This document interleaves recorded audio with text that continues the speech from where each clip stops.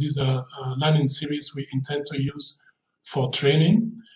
Let me just start by saying that 5 years since the Paris Climate Change Agreement and the adoption of the post-2015 Development Agenda, 2020 was meant to be the turning point for climate action in the SDGs. Instead, the world is fighting a major public health emergency. The COVID-19 pandemic has upended societies by causing significant disruptions worldwide. Meanwhile, the climate and SDG emergencies continue apace. Extreme poverty is projected to increase for the first time in 20 years as the most vulnerable bear the brunt of the pandemic. Actually, the World Bank estimates that COVID-19 will add some more 150 million to the extreme poor category by 2021. So depending on the severity of the economic contraction in various countries, the pandemic is estimated to push an additional 88 to 115 million people into extreme poverty by the end of the year.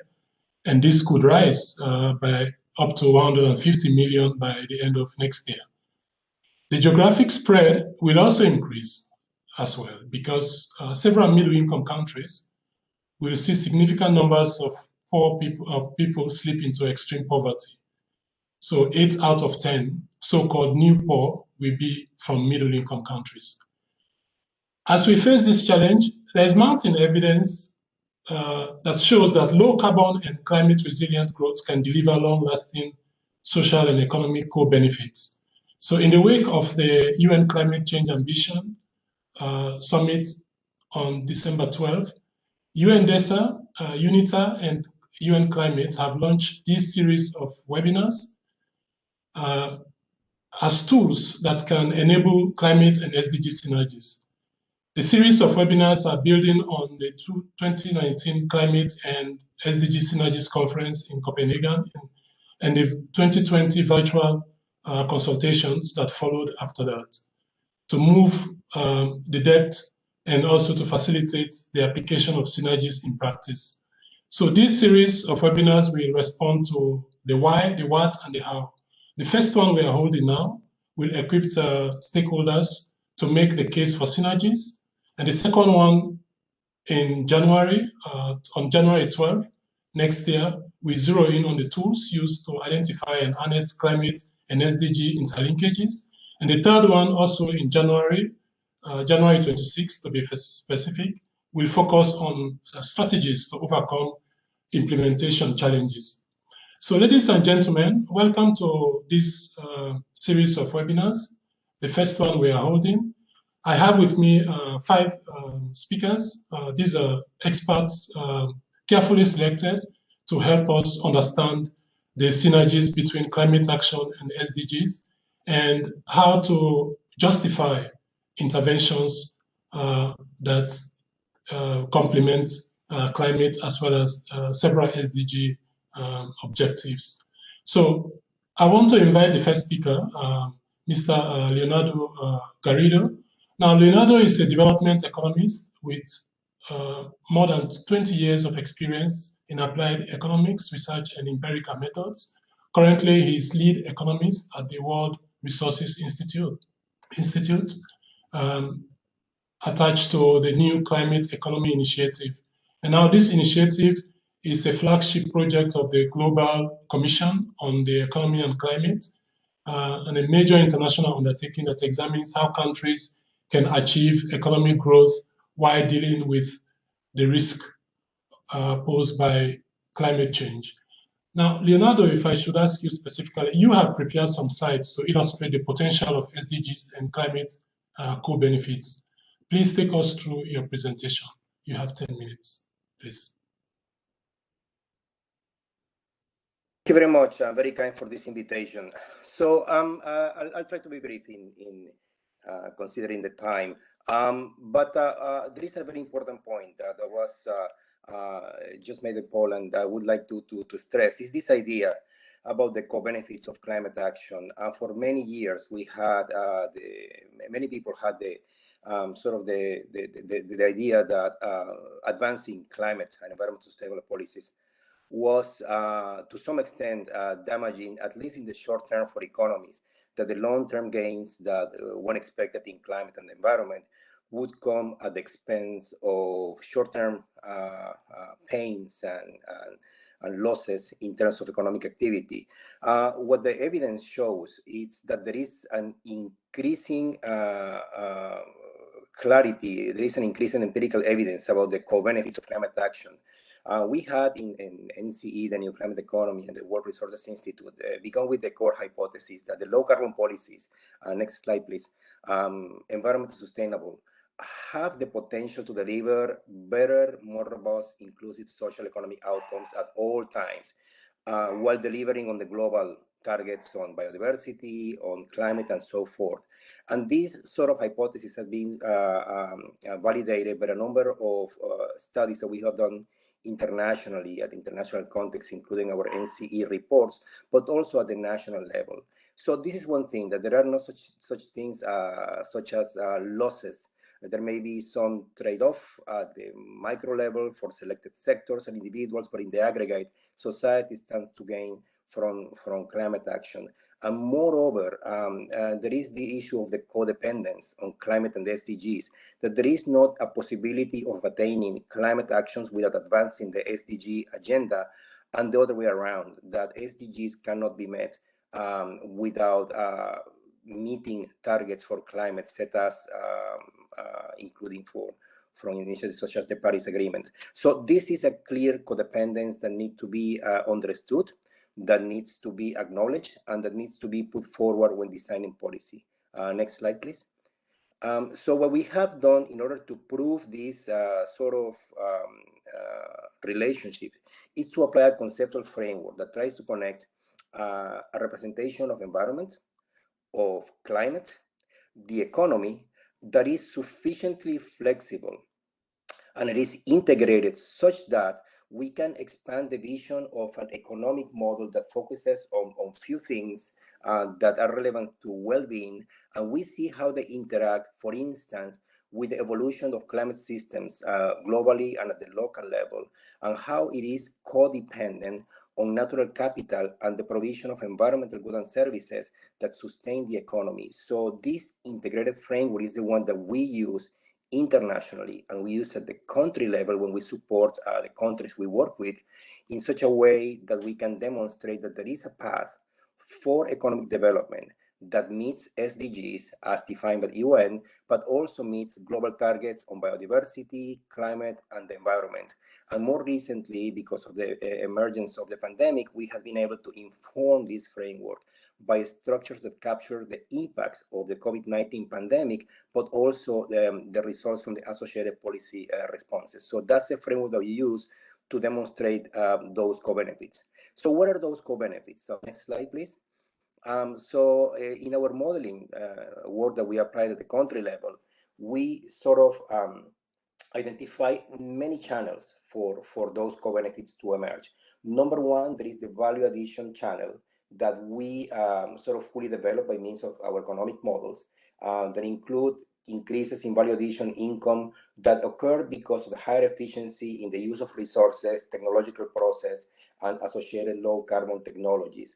The high, better quality and better paid employment that occurs because we have low carbon technologies that can deliver better quality jobs based on availability of better quality environmental goods and services.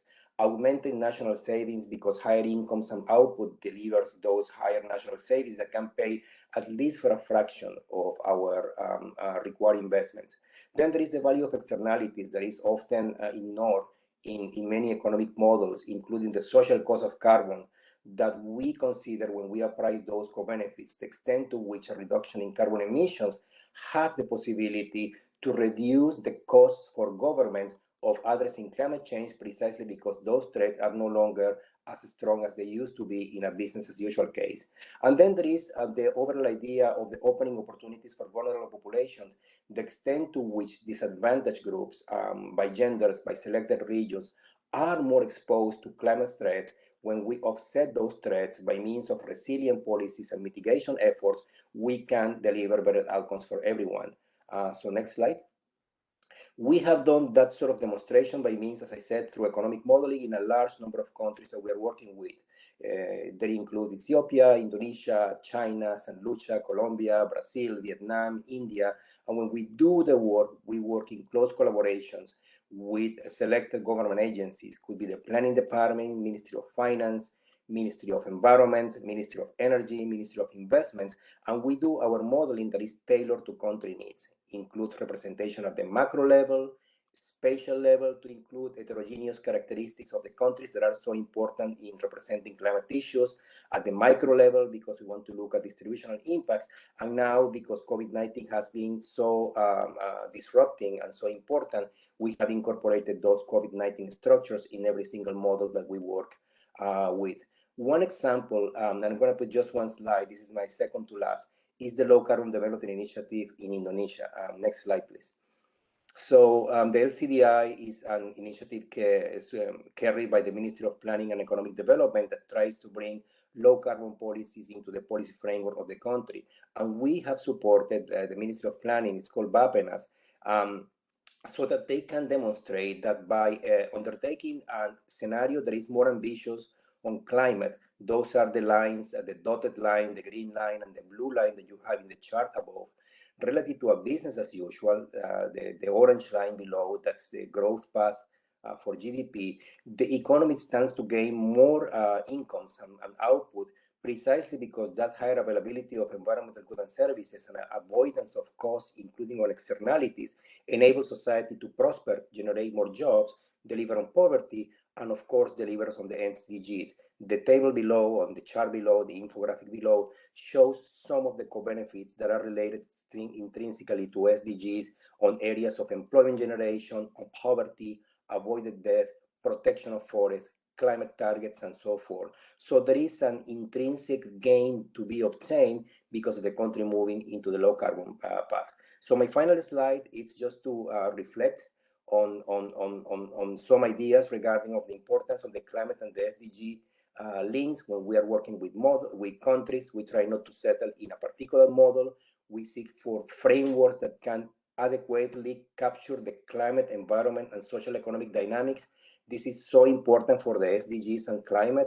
We need to apply the right framework in order to look at those synergies on the climate and the SDGs.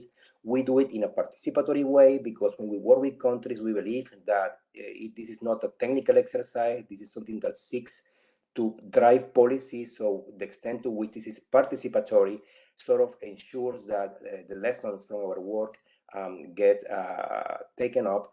There is an embeddedness process because we want to make sure we understand the needs, the policy constraints of governments. So we do that. And then we do a strong emphasis on capacity building because we believe that the extent to which there are local people in government, academia, private sector that have an understanding of how these mechanics work, it would increase the potential for increasing our action in the future. And then what we do in our NCE model is that we do the research, but we do also the communication and engagement, which is using a number of champions, local and internationally, so that the findings from our work get taken up by relevant policymakers, and they are incorporated into policy. So I'll stop here. Thank you very much. Thank you very much, Leonardo. This was some excellent presentation. I think we got some insights clearly into your argument. I think you laid a very good foundation to justify synergies between climate and SDGs. It illustrates how low carbon, environmentally sound policies are capable to deliver even better, more robust, inclusive social and economic outcomes, looking at the 3 dimensions of sustainable development, and at the same time also, of course, addressing global targets and ambitions or goals. Thank you very much, Leonardo. I want to bring in our second speaker, Mandy Ramharos. She's head of Just Energy Transition at ESCOM. She's skilled in climate change and sustainable development, and also development strategy in general. With over 20 years of experience in energy sector, she's skilled also in international climate change negotiations, business positioning and policy development at a global scale. Now, Mandy, as you make your intervention, you've heard what Leonardo said. Please try to see if you can also try to tell us how this can be achieved, because it's quite some complex process, right? You have climate change and sustainability policy, you have strategy development, integration of decision makers, different stakeholders engaged in different scales, local, national, regional, and international. How can this be done? How can this be achieved? Mandy. Thank you so much, Paul, and thank you, Sarah, and the team for this invitation. I think it's an extremely useful webinar series that you've embarked on, and I really feel privileged to be part of this. So, Energy Transition Office at ESCOM, and for those of you who do not know, ESCOM is a power utility in South Africa, 100% state-owned. 88% of our power comes from coal. We have about 54 gigawatts of installed capacity, so it's huge and a lot of coal. And as you can imagine, just that sentence alone, there's a lot of challenges that we face. So our job basically in the Just Energy Transition Office is to talk about how do we transition ESCOM from where we are into a lower carbon utility that is meeting the global and the national landscape in terms of energy policy, decarbonization policy, but also other things like our socioeconomic development mandate. I stated we state-owned, so we have a lot of a developmental mandate as well. So before the COVID pandemic struck us all, what were we solving for? In our area of work, we were solving for the fact that I said, that we're a utility, we vertically integrated, 88% coal. We have an aging coal fleet, so we have some coal plants that are over 40 years old, reaching 50, 60 years that we need to start decommissioning. And we have a financial crisis. We also have, generally as a country, to deal with poverty eradication, access to services, country that's not electrified yet, job creation, decarbonization, and economic growth. And what has happened since COVID is that these challenges are just exacerbated, and they do remain challenges that we need to solve for. And when we think about the challenge of what Paul just said, how do you then combine climate policy, SDG policies with all of these other challenges that I've just listed, and how do we get there? And I think in the work that we're busy currently doing in getting to the why do we need to do it this way? Why do we need to go towards a green pathway? And why do we need to link climate policy with SDG policy? There are four main points that I would like to pick on. They might sound like no-brainers to you, but they actually were the things that helped us along the pathway in answering that question for our company, for our country, in terms of why do we need to go this way. The first was that we need to change mindsets.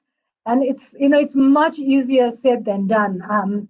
The climate change and the SDG priorities are not contradictory. They're add-ons and they're not add-ons, sorry. So that's the mindset we needed to get through to our company, not just us as practitioners in the climate, in the SDG field who know this, but throughout the company, that these policies that we need to solve for are not add-ons, they're not things on the side, but they're actually reinforcing to all of the other things that we need to solve. The poverty issue, the socioeconomic development issue, the environmental challenges that we face. And what's so important in terms of getting mindsets changed is to make sure that we don't get panic decision-making. We have financial crises, we have electricity challenges. How do we solve these crises? And I think in that sort of context, it is so ripe for crisis decision-making. For example, maybe we should just continue with fossil fuels because we know how to do it. It's cheap at the moment, and it's going to help us with our economic growth. And that is exactly the type of crisis decision-making we don't need in terms of driving the climate policies and the SDG policies. Key for us in not making those crisis decisions and in getting mindsets changed was leadership and a senior champion within the organization. You need that championship from government, from a policy perspective, to drive these green policies in the country and to change mindsets, and you need it within organizations. So a leader that sees this vision can see it through and can make that mindset shift and then perpetuate that change throughout the organization. I think we're very fortunate in that we have who supports this drive, who has a definite vision on the just energy transition and sees the overarching benefits from a climate perspective and from an SDG perspective, whether it's SDG 1, 7, 13, whichever one. We have that drive within the company. I think for those companies or those countries where we're struggling with that sort of leadership, what really helps is peer discussions, where you have discussions with peer CEOs, peer leaders from other countries that are driving this agenda. And you say, look at the examples we have in other developing countries. Look at the examples we have in other developed countries that have really put themselves on this pathway and where they've gotten to. And I think that's very important in order to get there. I think also what's very important in terms of mindsets is speaking to your audience. So when you're speaking to the finance people in your company, when you're speaking to the CFO, there's no point in trying to talk about the moral or the ethical issues around climate change. Not that they don't care about that, they do. But I think what's very important, what they are looking at is, how does this impact me from a business risk perspective? How does this impact our country from an economic growth perspective? And you need to be able to speak to that audience in the way that will speak to them. I think that brings me to the second point, which is facts. We need to have our facts straight. They're very important. In our environment where we're looking to drive our company from a highly carbon intensive electricity fleet to a lower carbon economy, we've done some extensive energy modeling that shows us the pathway we need to go to get there. And it's been very factual energy modeling, technology costs, technology learning curves, what the demand is in the country. And the modeling has shown us that clearly the path to renewables, for example, is much cheaper than trying to invest in new coal technologies. And so, that kind of fact-based, when you go and talk to people that you're trying to drive this why question as to why should we go this climate route, that fact base is indispensable to say, look, the modeling shows us this. It's an unbiased model. It's a computer program that you're putting in variables into. And so those facts are very important and makes a very important underlying to a clear business case as to why you need to do what you need to do.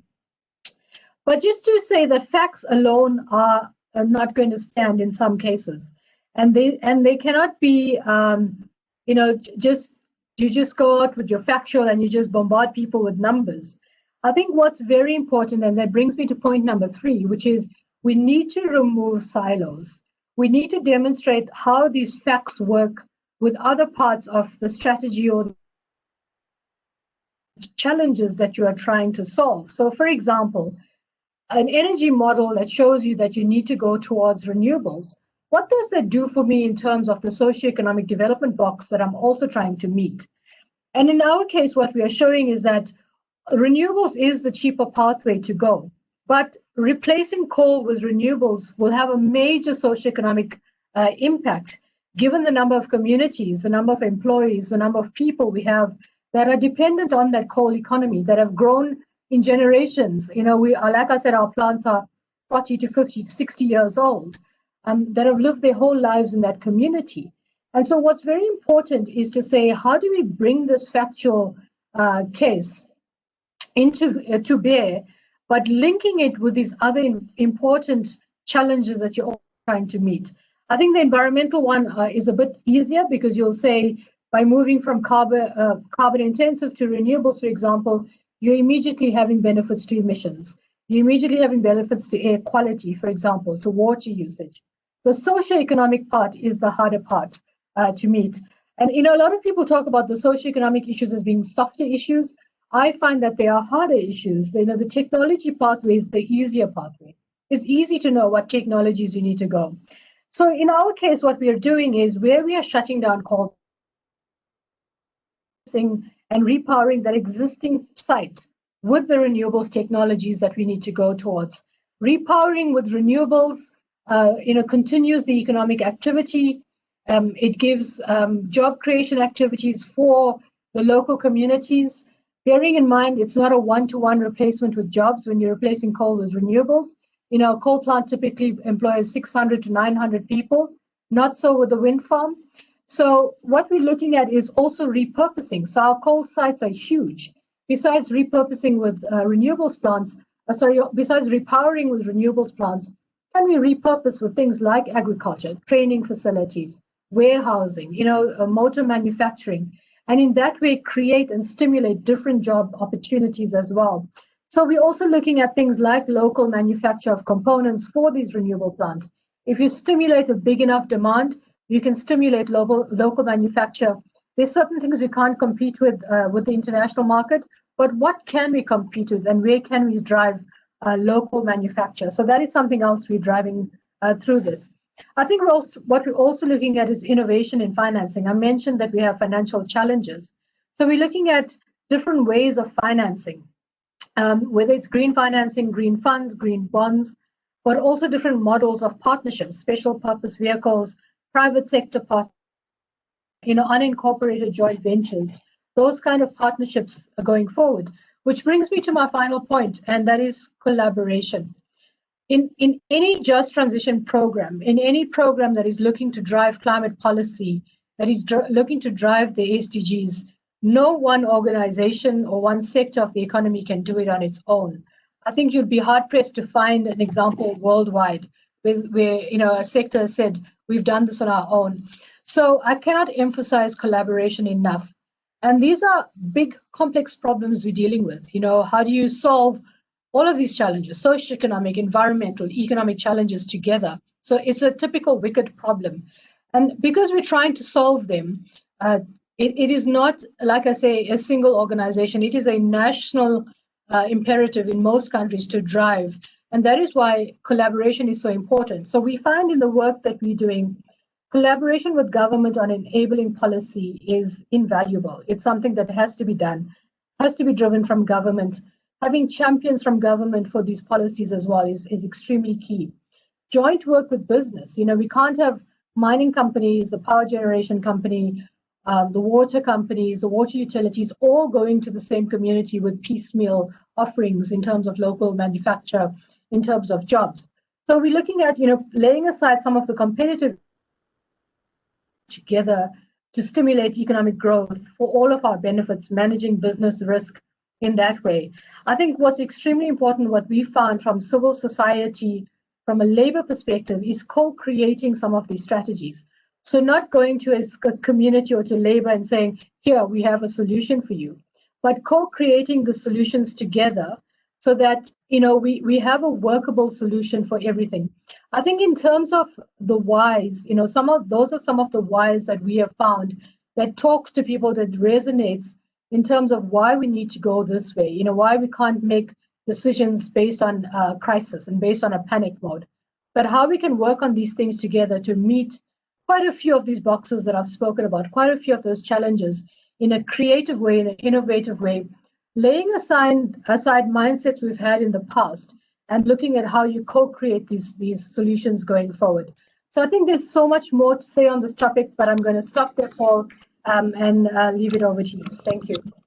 Thank you. Thank you very much, Mandy. Quite exhaustive. Eh? I was just listening with interest. Quite a lot of important points you raised there.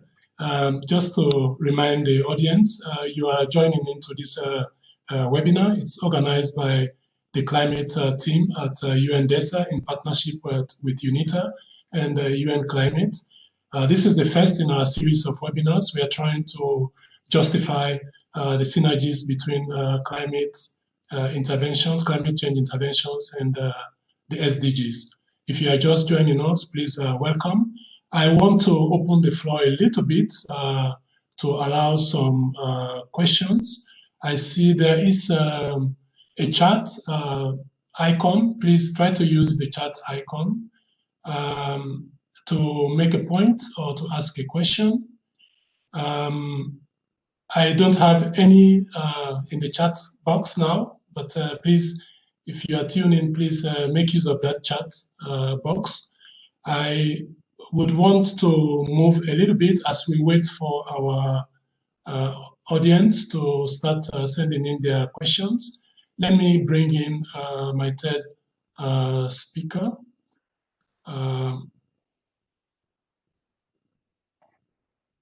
Yes, Huda. Huda is director at Huda Jaffa. She's director at Selco Foundation. Now, Huda is responsible for planning and strategy, and she has been with Selco Foundation since the inception in 2010.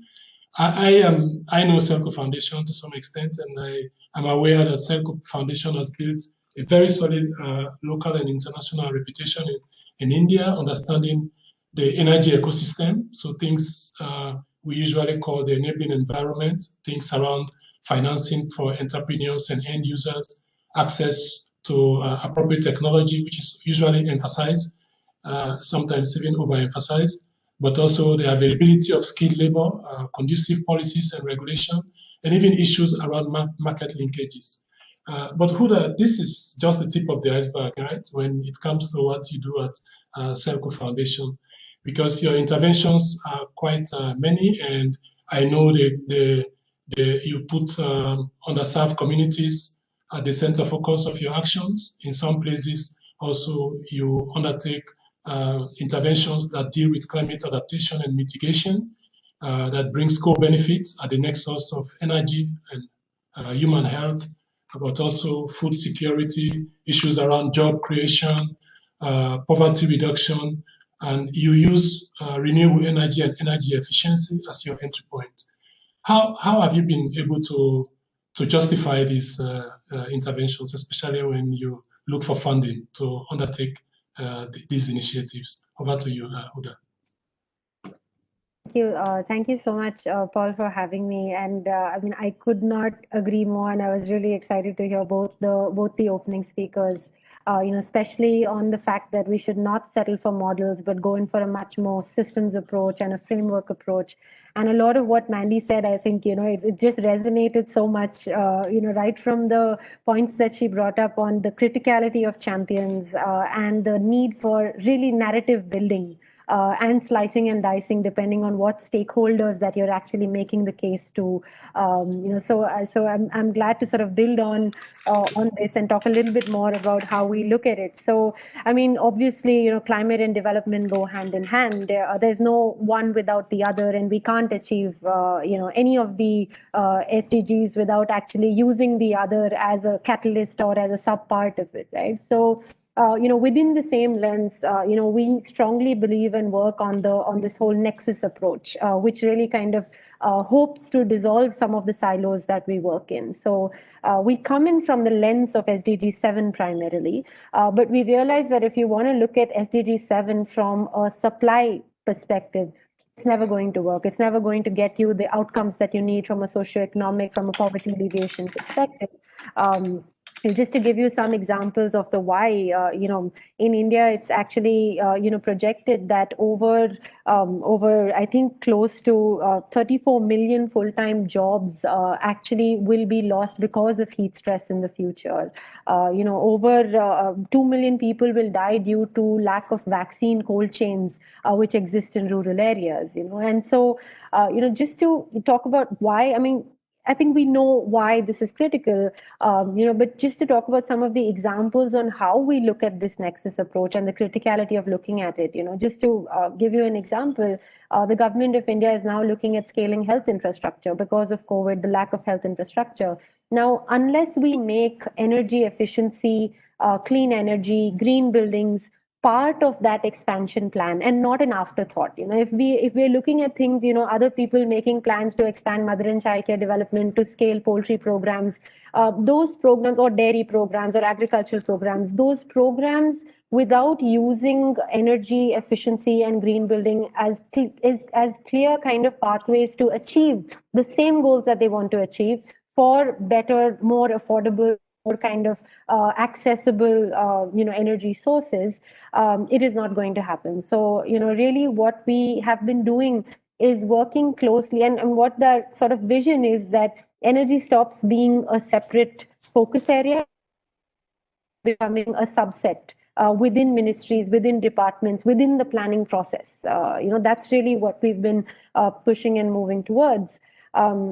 And we can talk about energy both very strongly from a climate adaptation perspective as well as a mitigation perspective. And I think it's really critical to kind of tackle both, because while I think a lot of stakeholders do focus so much on mitigation, there is just so much of adaptation work that needs to be done in the near future itself, right? Just to give you some examples of the kind of needs and programs that exist, we all know about the refugee crisis and what that's going to yield, and how many numbers of refugees are actually going to increase in the near future, right? And so, one of the programs that we worked on is actually a drought-prone cattle camp. So you have, because of droughts in Maharashtra, there's a cattle camp of 20,000 cattle with, migrated farmers that are really in the middle of nowhere, very dry areas. Now they need heat stroke centers, they need shaft cutters, they need milking machines. And how do you provide that without, and there's no option even to really look at things like grid extension, or the only option today in the near future is decentralized energy efficiency. That is really the opportunity that it has, Similarly, from an adaptation perspective, a lot of places in India, the temperatures are rising significantly, and you have a lot of the urban poor, peri-urban poor that are actually going into, there are more indoor deaths than outdoor deaths during the summer season now, because generally they used to say, stay indoors during heat stress and heat stroke times. But now, because of the way in which the households are built, the way in which schools are built, the way in which, there is worse conditions inside those schools and those areas, right? So what we've done is basically developed models and evidence not to showcase off-grid units. Like, we actually feel off-grid is a positive word. No more people should be going off-grid than on-grid. So how do you showcase those templates, those models to use energy efficiency from a cooling perspective as well, right? There are also a lot of examples when it comes to SDG 7 from a mitigation perspective. So some of the policies, for example, most of the Indian metropolitan cities and peri-urban now actually have mandated solar water heating for every household. That's a very strong example for actually shifting from fossil fuel to actually a much cleaner, use of energy for heating purposes. That's another low-hanging fruit that scales easily, right? The water pumping program, right? So a lot of the solar water pumping scale programs, which actually again move from a fossil fuel base to a much more cleaner utilization of energy.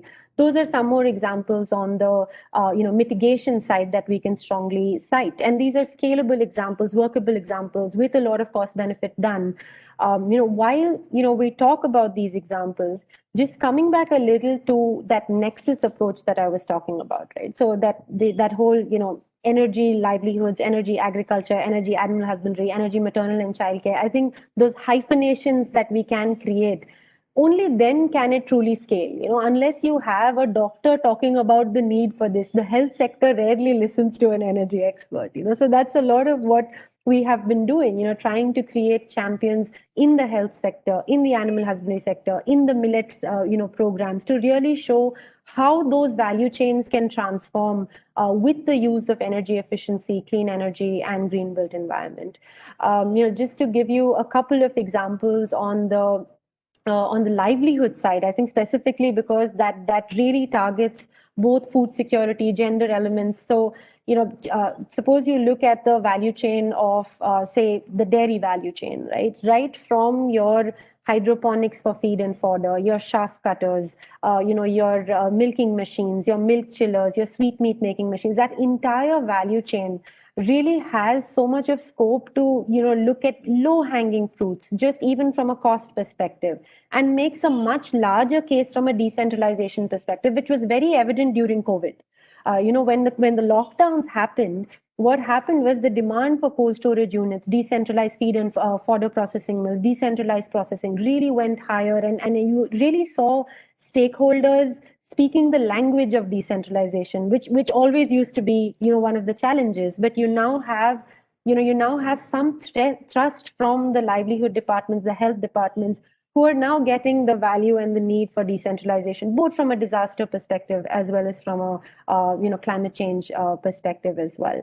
So, what we have been doing, Paul, is really, and I think we've also been working on 10 with this, but really kind of existing value chains and existing plans and programs and schemes, and really kind of making energy that default thought process, efficiency, clean energy, decentralized energy, green building design, that default thought process. Recently we have a program to actually build 60,000 new poultry sheds in one of the blocks that are there, right? Now, those poultry sheds can be built in a manner which is long-term, sustainable, much better for the chickens as well as for the farmers from a cost and earning perspective, but it needs to be built in within that program, right? That's the only way we can actually generate a lot of the collaboration, the leverage, the hybrid models, the partnerships between public, private, and civil society that we really want to see a lot more of, right? So I'll maybe stop there, but I'm really happy to come back with further questions and build on this. Thank you so much, Paul. Thank you very much for that. It's always a pleasure to hear some of these very good examples you undertake and the interventions you undertake in India. Certainly, I see the need there to have champions in the other sectors, to be more inclusive, to bring in the discussion from their perspective, to allow them to talk for themselves, more or less. I think this is very key. And also, the point you raised about the low-hanging fruits, because sometimes we think centralized energy solves everything. We know it doesn't. Apart from the challenges in accessing the last mile, some productive uses cannot be addressed by centralized energy because they are decentralized activities. And so this is where the opportunity is strongly. Thank you very much for that. I think I will open the floor a little bit to some discussion because our audience is sending in some questions. Mandy, there's a question for you from Ralph Wanshaft, sorry. Ralph says, I believe South Africa has new energy tax carbon legislation. Perhaps Mandy can share some information and some perspective on these regulations. So this is probably some effort from the government that other countries could probably learn from. Mandy, over to you, please. Thanks, Paul, and thanks for that question. Yes, so the carbon tax law was promulgated this year in June, and it did come after 10 years of the National Treasury in South Africa first starting with an environmental fiscal. And it went through a number of iterations, as you can imagine, because we're in a developing country, an economy that hasn't been growing. There was a lot of pushback against the carbon tax policy and the carbon tax regulations. And I must say, the last point I made when I was speaking was about collaboration. Our National Treasury did extensive stakeholder engagements before finalizing an act that actually met with a lot of the comments that came out of civil society, out of business, to alleviate some of those fears. And so we have a carbon tax. It's not a very high rate. It's about $5 per ton at the moment, $5 US. The idea is to stimulate this change in the economy, to drive the economy towards a lower carbon future. But it's taken into account the impact of COVID and those kinds of challenges.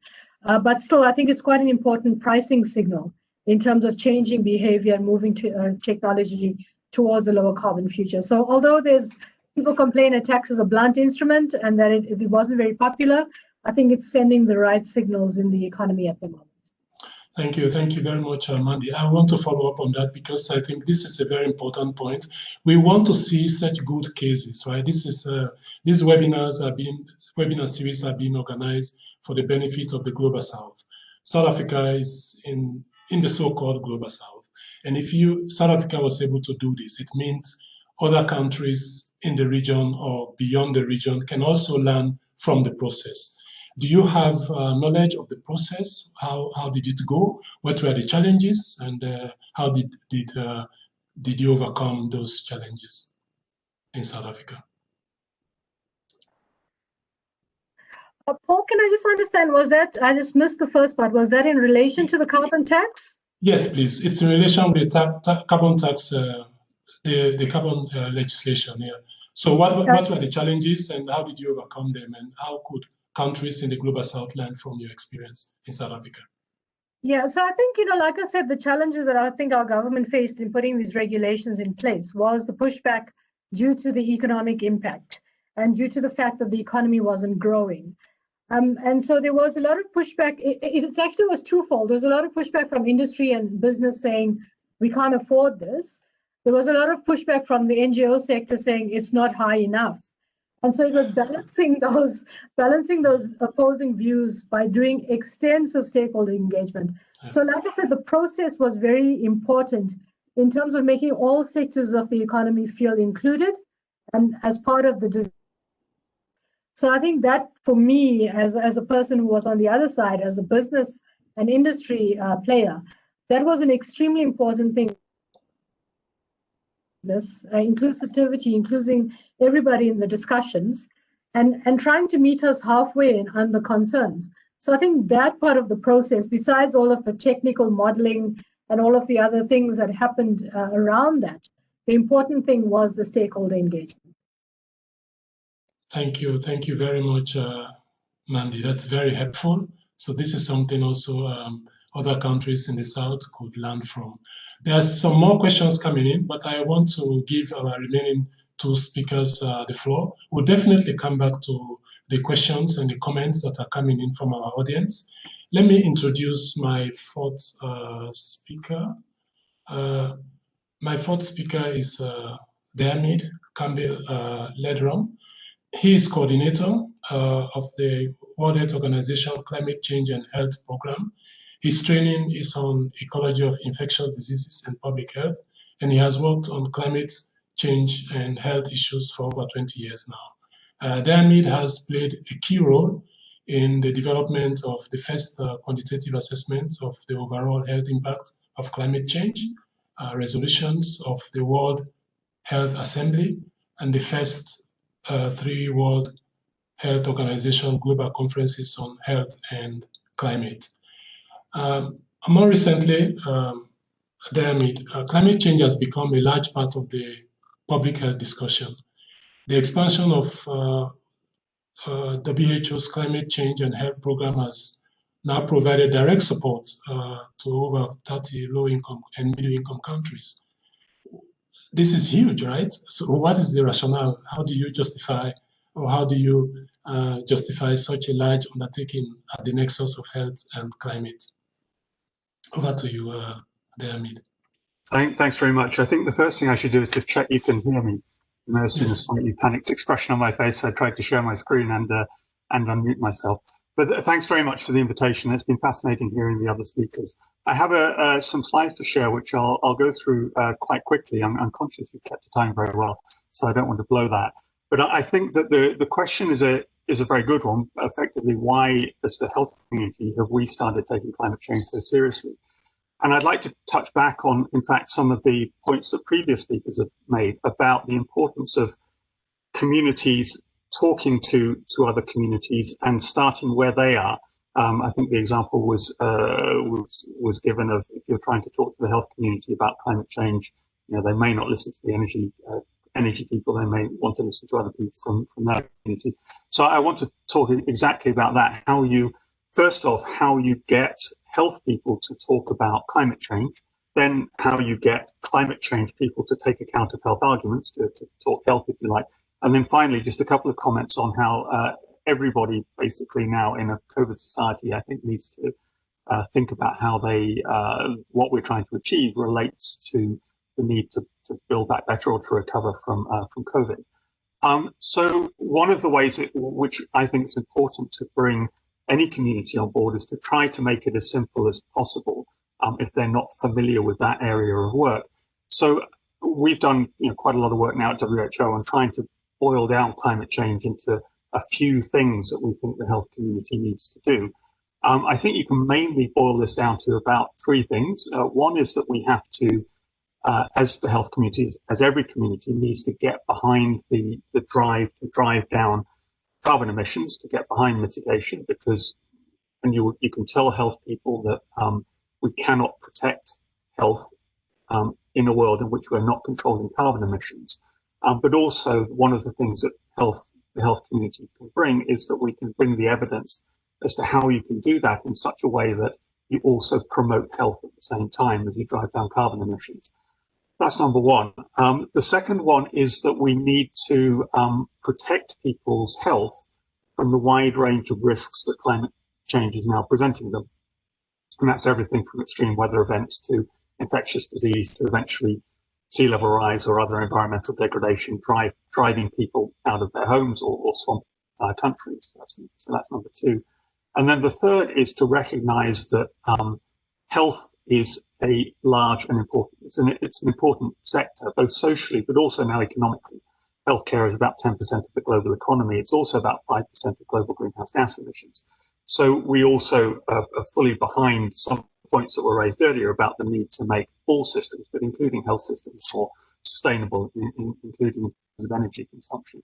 So if that's the first thing, try and make it simple, and also to start where they are, to start with their own priorities.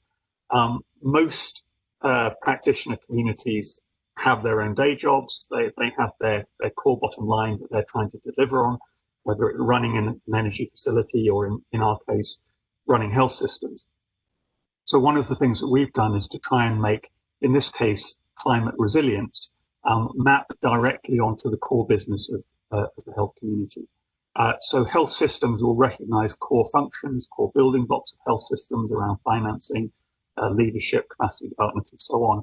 And what we've tried to do is then to say, we don't want you to throw that out the window to work on climate change and health. We want you to build climate resilience around the outside, if you like, onto all of those core functions. And then to turn it into quite concrete things, whether you're talking about trying to increase their access to finance, to increase the resilience of health systems to climate risks, actually working on their infrastructure and technologies to make it more resilient and more environmentally sustainable, training your healthcare workers, improving your surveillance systems for infectious diseases, and so on. The core message here is that one of starting where on the core business of the community that you're trying to influence. That's the first of those three things I talked about. Another is to recognize that health can actually bring a whole series of positive arguments to the drive to climate change mitigation. I'll just take one example. There are many examples, but the most obvious one that we have is on air pollution, air quality, which I've heard a couple of the previous speakers mention. You may or may not be aware that air pollution kills about 7 million people a year around the world. It's as big as any other health risk factor that we have. And the overlap between the fossil fuel consumption, which is driving climate change, and that which is killing people through air pollution is very large. It's about 2/3 of our pollution is caused by fossil fuels. So you're able to deploy quite a strong health argument in the drive for lower carbon development choices. And to put that into economic terms, if you value the gains that would come from meeting the Paris goals just through improved air quality, the conclusion is that those health gains would actually pay for the cost of mitigation. So this takes a little bit of the pressure off policymakers when we're trying to convince them to take greener decisions to save the global climate. You can actually talk to them about saving people's lives now, and you value those benefits, saying it pays for it through benefits to your own community. If you put that in, and that can also factor into, for example, putting a price on carbon. That was just touched on now. We're doing work now. We have a couple of countries that are working with us on deploying health arguments and evidence to include in their nationally determined contributions, including, for example, in Pakistan, where they want to look at the health implications of carbon pricing and the extent towards that pushes a drive towards cleaner technologies, reduced air pollution, and other benefits. So we also have a case of deploying those positive health arguments in favour of climate action. We also, just to briefly talk about getting climate people to take account of health, one of the things that I think we have to do is to not be completely territorial. Health people will always argue for health interventions and to always say, our health work is the most important part of sustainable development. I think all of us have to be a little bit more generous and collaborative than that. One of the ways that we've done that is as WHO to say that we think the single most important health agreement of the current century is not a health agreement. In fact, it's the Paris Agreement, because we will not be able to guarantee good health unless we drive down carbon emissions and increase resilience. So I think there needs to be that kind of mutual support between different points of view. I won't go into I'll just run through these slides very, very quickly, just in terms of time, but it's just to recognize that there has been a much greater recognition now between these two, in our case, the two primary fields that we're trying to influence, the climate field and the health field. Most nationally determined contributions, for example, now recognize health. Everything on this map in blue already references health and nationally determined contributions, so that link is being made. A large proportion of countries, about half of them, now have health strategies or plans, climate change adaptation health strategies or plans. We start to see this break down when it comes to actually following that through in terms of financing, for example, from international climate finance. Effectively, almost none of the international climate finance has gone to support health projects, even though everybody now says health is important. So this is that's also a call for realism as well. It's important to recognize and support each other, but that has to be followed through in terms of the mechanisms as well. And just my final comment on that is to recognize that we have made progress. Sorry, I'll skip forward a slide.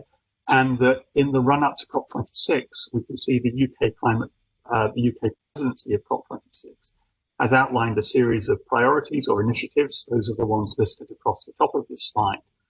And they are recognizing that there is a health contribution to make under each of those headings. So they're really starting to step up, I would say, in terms of recognizing the synergies between these different, look like they're different, but actually very mutually supportive priorities of health and climate change.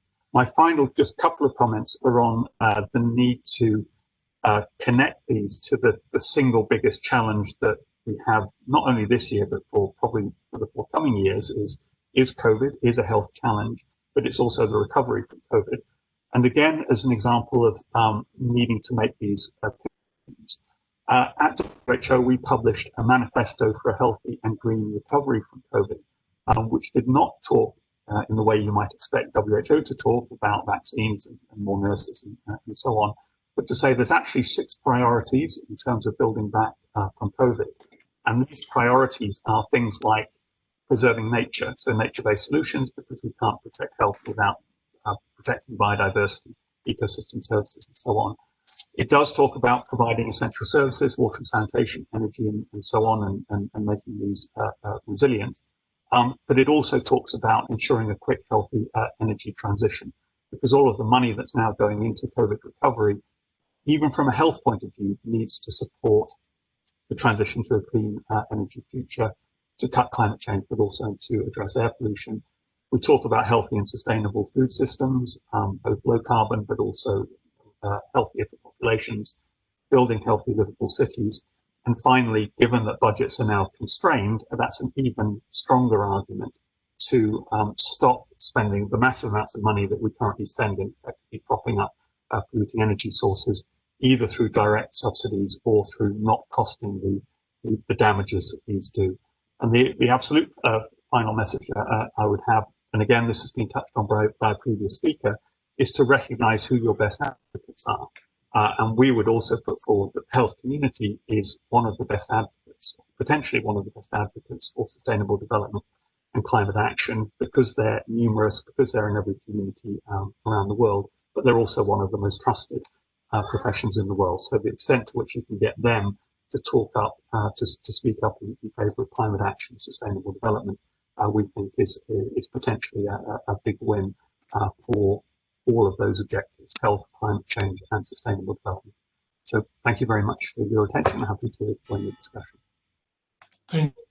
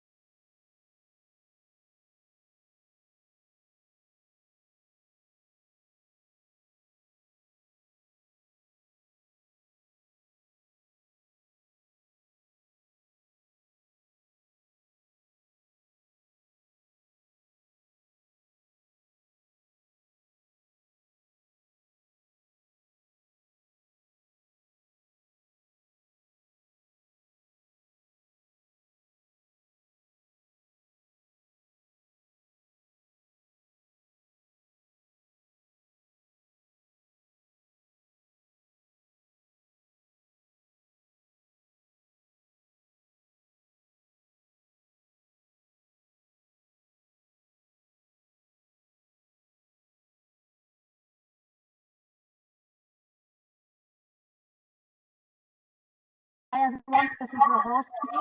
Can you hear me? We Yes. believe that maybe Paul has lost connection. Paul, do you hear us? Sarah, may you continue while Paul gets connection, please? We are at the last speaker now. Yes, thank you, Nadine. And hopefully we will have our moderator back shortly, but Paul seems to be disconnected for the moment. So this is Sarah Renner stepping in. Just to introduce and first of all, to thank Dermot very much for a very compelling presentation and an amazing first slide, if I may say so. The fire in the background with the wear a mask sign in the foreground is very powerful. If I can move to our last speaker, Desi Martinez Barron.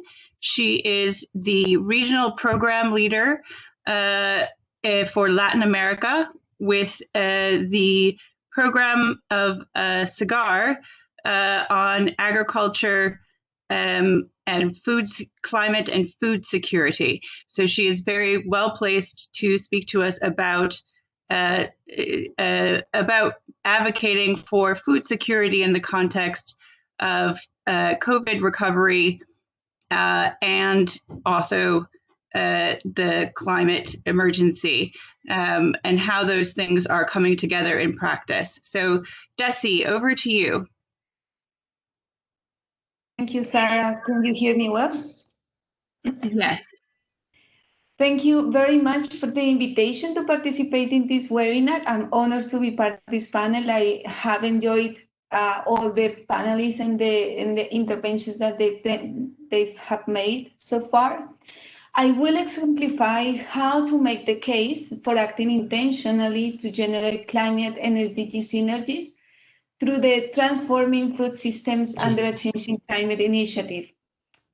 This is an effort that has involved over 100 partners around the world, both global, regional, and national stakeholders. So I think that this is a great way to tackle those synergies that we are that we need to address in order to face the challenges that we have in terms of climate. So nothing short of a systemic transformation of food system is required if we are to feed the world's current and future population sustainably under climate change. This report aims to identify the high priority actions that we must collectively take now for climate change adaptation and mitigation in food systems. Taken together, these actions are the basis of the systemic transformation that is needed in food systems to contribute to the SDG achievement. Next slide, please. So following a process involving extensive consultation with a wide range of stakeholders, a comprehensive literature review, and commissioned background papers, we propose 4 actions areas encompassing in 11 transformative actions. So these action areas are rerouting farming and rural livelihoods to new trajectories that both reduce emissions and are climate resilient, de-risking livelihoods, farms, and value chains to deal with increasing vagaries of weather and extreme events, reducing emissions from diets and value chains targeting health and climate outcomes, and realigning policies, finance, support to social movements, and innovation to facilitate action in the above action areas. And this action area cuts across the other 3, as policy, finance, innovation, and social change are integral parts of those action areas. I will just focus on 2 of the transformative actions due to time limitations, but I invite you to take a look to the report and be part of the initiative. Next slide, please.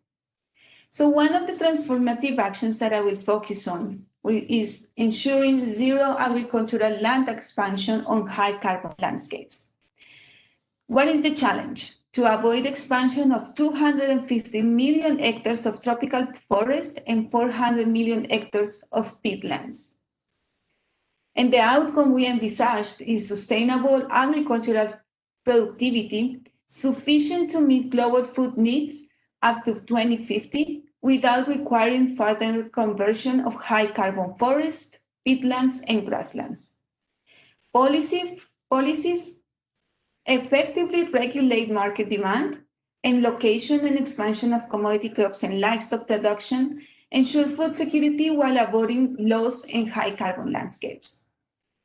Why? Because most of agricultural expansion in carbon-rich landscapes is driven by only a few market commodities.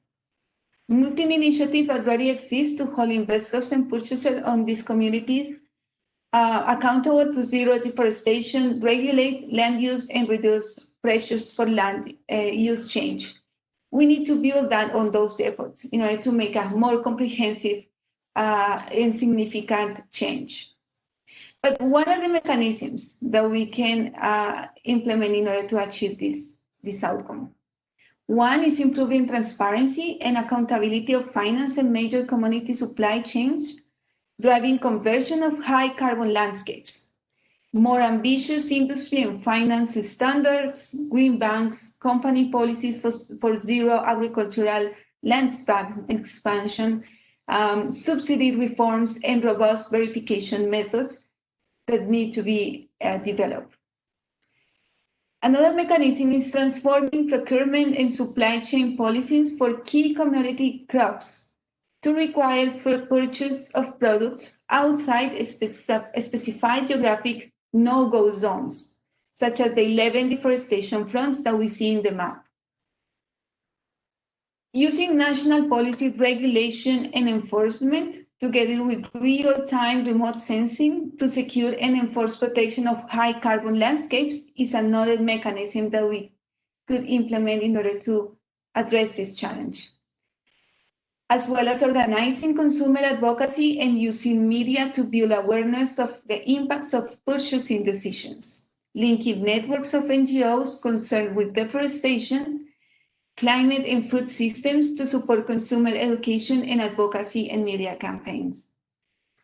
Intensification and reallocation of commodity agriculture is necessary to decouple agricultural production from land area requirements and encourage locations far from land conversion fronts. Sustainable intensification of agriculture should be a cornerstone of NDCs. And where does this needs to take place? In these 11 deforestation fronts that were shown in the map, where South America will have the largest losses if we don't do anything about this. And this transformative action will contribute to 4 SDGs, the one related on zero hunger, responsible production and consumption, climate action, and life on land. So I think this would be a very strategic, transformative action that we all can be part of. Next slide, please. And the second transformative action that I want to share with you today is to help farmers to make better choices. The challenge is to tackle climate services to scale by connecting 200 million farmers and agribusiness to ICT-enabled bundle advisory service by 2030. The outcome we envisage is farmers getting access to high-quality, actionable, and real-time information, which equips them to manage climate risk, adapt to climate challenges, stimulate investment in technologies, and enhance their productivity. Why? Because the knowledge, tools, and technology to enable farmers to make better climate-smart choices exist and have been amply demonstrated in limited settings. So we need to scale that. And how we do that? Strengthening the capacity to provide actionable climate-informed advisory services to rural communities in climate risk hotspots. Institutions need to be equipped to deliver quality information, advice, and assistance. Currently, there is inadequate investment in capacity building and lack of a consistent standard. The second one is developing enabling agricultural insurance solutions for farmers and value chains. Linking insurance to the risk investment across the value chain will ensure unlocking resources to enable better decisions that benefit all the stakeholders. Connecting the unconnected, expanding connectivity and access to ICTs requires new investments in digital infrastructure policies that guarantee low-cost data access in rural areas. And rural agroclimatic gender gap needs to be bridged, meeting rural women's and youth's needs of information that will require attention to communication and technology channels. Bundling services to reduce cost and enhance value is another mechanism that needs to be addressed, as well as enabling de-risking services through public and private business cases and regulatory environment.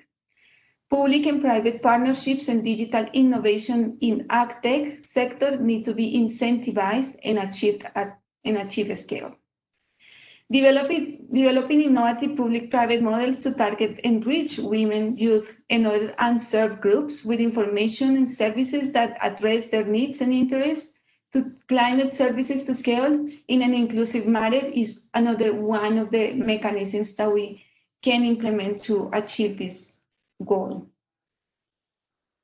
And this transformative action contributes to 6 SDGs. The one on climate action, zero hunger, no poverty, gender equality, decent work and economic growth, and reduced inequalities. Next slide, please.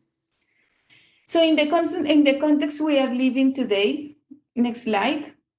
In the context we are living today, we need to make every effort count. We need to move towards a sustainable, low carbon and climate resilient economy through taking the advantages of climate and SDG synergies. We all have a role to play. Thank you very much for the opportunity to share this report and looking forward for your comments and questions.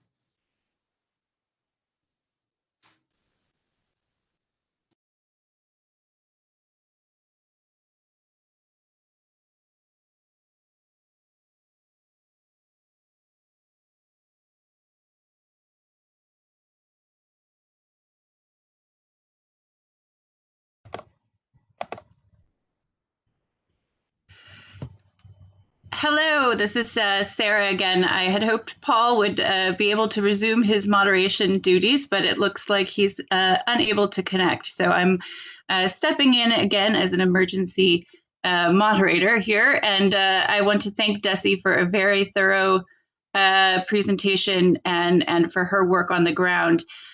We have quite a few questions coming in now from the audience, so thank you for that. And if you do have questions, a reminder, you can send them through chat. And we have about 15 minutes left. Perhaps I can go back to our to the speakers who have not yet answered questions, and I'll just ask them the same question, which is because our webinar here is focused on really the experience of being an advocate for dealing not just with one crisis at a time, which of course can be a bit overwhelming for stakeholders. And so how you personally, as an advocate, and Desi, I'll start with you here and work backwards, if I may. When you're speaking with farmer associations or governments, as I imagine you do in your work, what is the sort of pushback, or what do you lead with in terms of evidence and tools, in order to make the case that there is this connection? Perhaps they're most concerned about productivity on their farms, or about the pressing need for food security at this moment in time. They're worried about hunger, these immediate urgent needs. And how do you approach this from the perspective of well, we also have a climate emergency and need to address that. We can address these things at the same time, so we're not in a permanent state of crisis.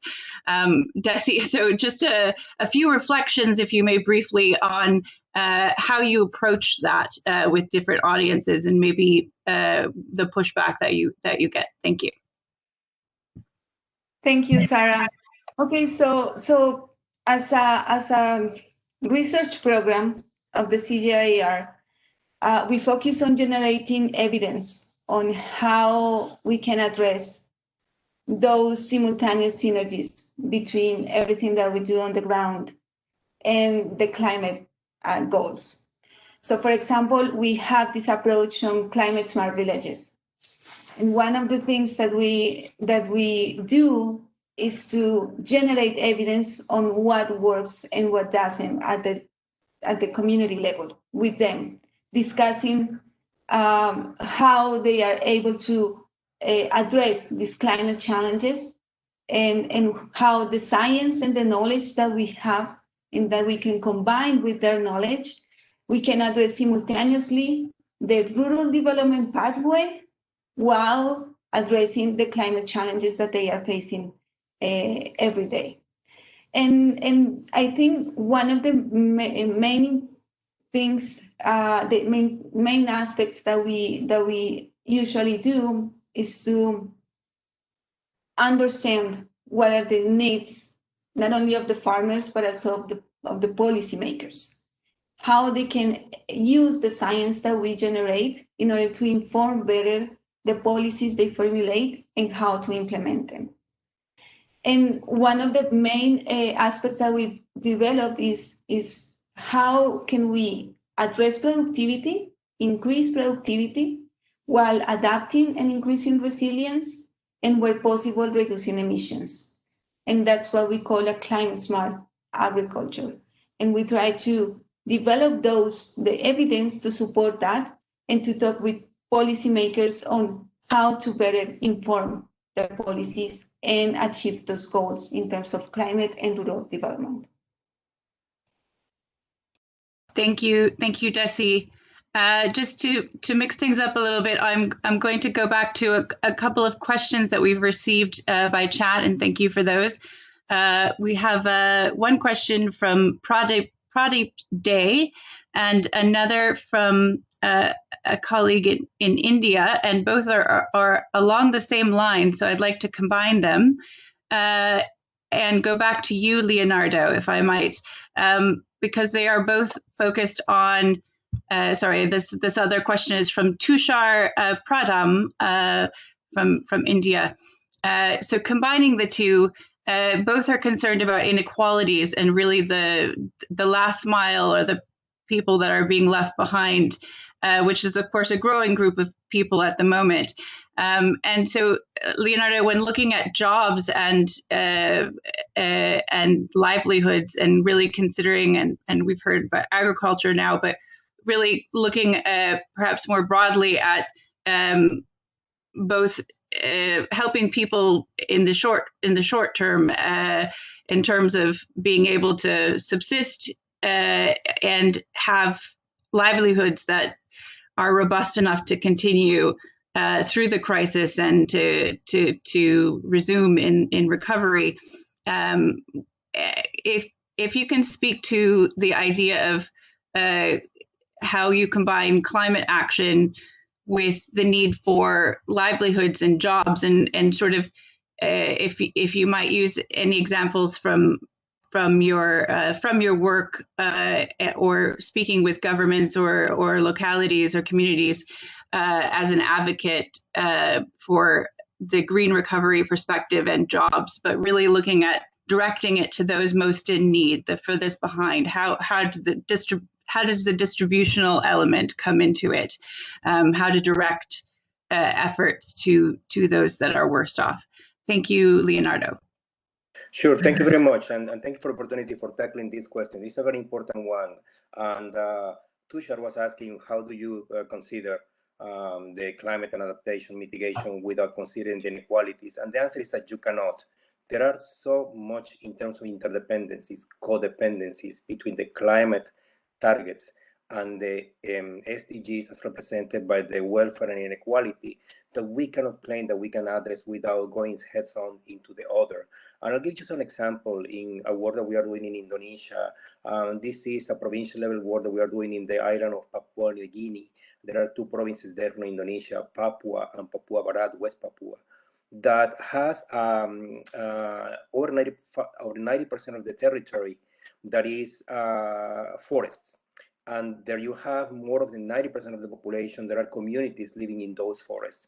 And these are among the most disadvantaged groups in Indonesia. The question is, how can we address then the issue of inequality and welfare in those countries while tackling climate change issue? And as it happens, by doing climate-informed policies is the best channel for them to actually increase their livelihoods and their opportunities to achieve a better outcomes. A model that relies on the unsustainable exploitation of the resources that they have, depleting the forests, polluting the rivers and the oceans and so forth, is a model that does not have yields for them so they can preserve those gains over time.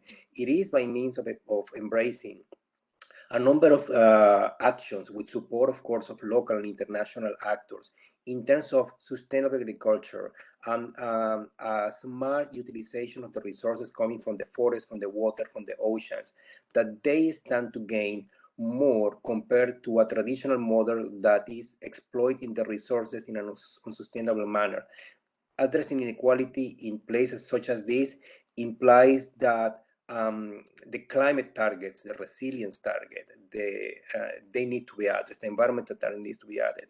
And by doing that, it provides more opportunities to communities to thrive, to get better jobs, to get higher income, precisely because they have higher availability and better quality of environmental resources that comprise their sources of livelihoods in these places. So I'm glad that you asked this question, because when we talk about SDGs and climate, we are talking about just one thing, and one cannot go without the other. Thank you. Thank you very much, Leonardo. And Huda, if I can go back to you with a similar question, kind of an amalgam question. You spoke about really trying to bring communities and professionals together from different sectors and silos. And I wonder, in that context, if you could speak to, you spoke a little bit about some of the challenges therein, but if you could speak to different interests in terms of, especially now with immediate needs among poor populations, how you sort of address and advocate for this nexus approach in the context of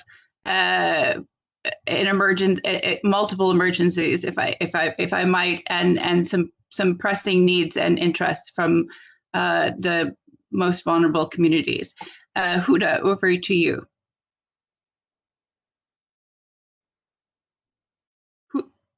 Huda, are you still with us? Perhaps I can move on to, we seem to have lost Huda. I'm going to move on to Dharmid. Are you still with us? Still with you, yes. Yes. So you spoke a little bit about, I thought it was very interesting about the health community and health community professionals and healthcare workers, providers on the front end being potential powerful advocates for speaking about the impacts of climate as well, and about then therefore the need for holistic solutions. Do you have personal experience as an advocate that you'd like to relay, something that pertains to our current situation? Yes, I think what we've seen, and I've been working on this field for longer than I usually care to admit. It's about 20 years now, and as I started in this field, there's a very small number of people working on it, and it was seen as a sort of an interesting, sort of important, somewhat trendy issue, and to link for health professionals to talk about climate change. And over the years, that has really changed, that it's become absolutely mainstream now. I would say going back a little over 10 years, it's become a high priority item on the World Health Assembly with ministries of health and so on. And increasing numbers of healthcare professionals stepping up and organizing, even within the last couple of years, to advocate for action on climate change in order to protect health. The lesson I take away from this is there is a big groundswell of support there, but we have to make it easy and simple for them, because these, as I said during the presentation, most people have a day job. They have a particular thing that they're trying to achieve, and for health professionals, it's mainly delivering health care. But they are supportive. They do understand that climate action needs to happen in order to carry on protecting people's health. So it's sort of up to us who work actively at that interface to give them the simple messages, to relate it to their daily practice, in order for them to have a concrete thing that they can do. Because one of the challenges I think around climate change is climate change genuinely connects to everything. It connects to agriculture, energy, resources, food, and so on. We could spend all our time just pointing out these different connections, but at some point you have to take it back to the practitioners and say, well, we want you to do something different in your practice, or we want a government to invest in off-grid solar rather than a new coal-fired power station. And for us, it's the same with healthcare professionals. So we try and make it quite simple and say, okay, here are the things you can do in your daily practice within your healthcare facility to improve environmental sustainability. Here are the things you can say to your patients. And also, by the way, we have got an organization that we can mobilize together. And at the G20 meeting this year, we had health organizations representing millions of health professionals getting together and writing to the heads of the G20 saying that we want you to invest in a green and healthy recovery. But we have to support them, and part of that support is making it as simple and as practical as possible, not expecting them to do all of the detailed research. That's for people like us to do in order to support them.